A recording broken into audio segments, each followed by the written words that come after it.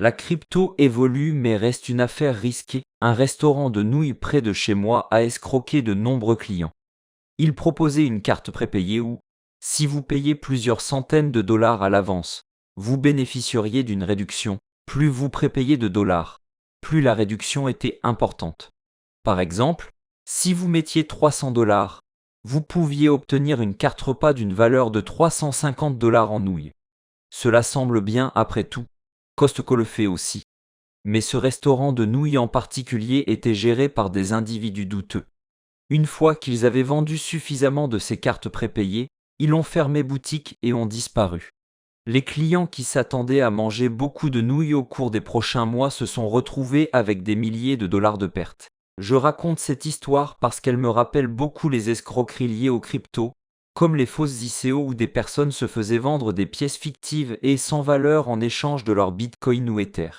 Mais si l'on prend du recul, les marchés financiers traditionnels sont également truffés d'arnaques. Quelqu'un se souvient de Bernie Madoff. Tout marché opaque, rapide et difficile à réglementer. Par exemple, les dérivés attirent des individus peu scrupuleux qui pensent pouvoir faire une fortune en restant un pas en avant des régulateurs. Ainsi, il ne devrait surprendre personne que les cryptos, déjà naturellement attractives pour les criminels et les blanchisseurs d'argent, le soient également pour les escrocs. Les cryptos en tant que classe d'actifs, mais en fin de compte, les cryptos, en particulier les pièces établies comme le Bitcoin, sont de l'argent.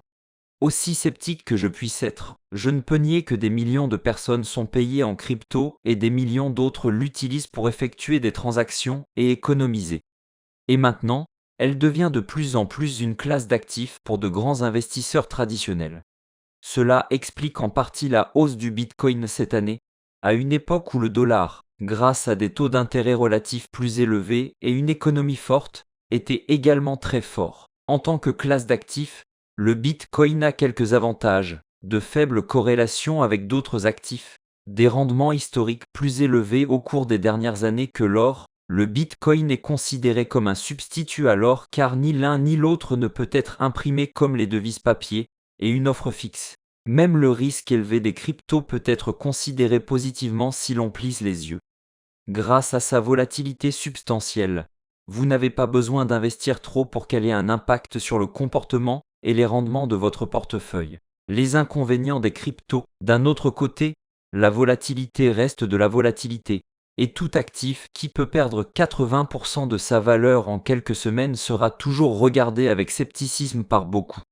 Et comme l'or, il ne peut pas être évalué, il ne produit pas de flux de trésorerie et, du moins en théorie, tire sa valeur du fait d'être un contrepoint aux devises fiduciaires qui peuvent être plus facilement imprimées et manipulées. Mais les devises fiduciaires sont-elles si peu attrayantes qu'un seul Bitcoin devrait valoir 50 000 $? Impossible d'en être sûr, mais grâce à sa volatilité, la confiance dans le Bitcoin est effectivement un pari. Et cela m'amène à mon point suivant, ce ne sont pas seulement les escrocs. L'écosystème crypto est également rempli de joueurs. Ces parieurs recherchent simplement ce qui offre le plus de volatilité, de liquidité et de commodité pour faire des paris. La crypto, en particulier le Bitcoin, avec ses échanges liquides, ses mouvements de marché énormes et sa disponibilité 24/7 répond à ces critères.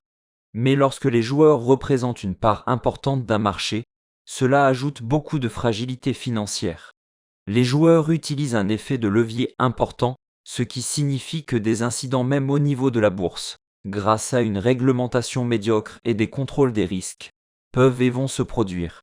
Ironiquement, ce sont les aspects positifs et sains du Bitcoin et de l'Ether qui attirent les joueurs et qui augmentent la volatilité. Enfin, il ne faut pas oublier que le Bitcoin n'est qu'une marque de crypto. Outre le fait d'être la première et la plus connue, elle n'est pas fondamentalement différente de ses jeunes cousines, tout comme un sac Chanel n'est qu'un sac en cuir. Ainsi, même si le monde aura toujours une quantité fixe de Bitcoin, il n'y a pas de limite à la quantité de crypto qui pourrait être, pour manquer d'un meilleur mot, imprimée. Le retour du marché haussier du Bitcoin apportera probablement une nouvelle vague d'escroqueries et de crash à mesure que les fraudes et les joueurs inonderont à nouveau le marché.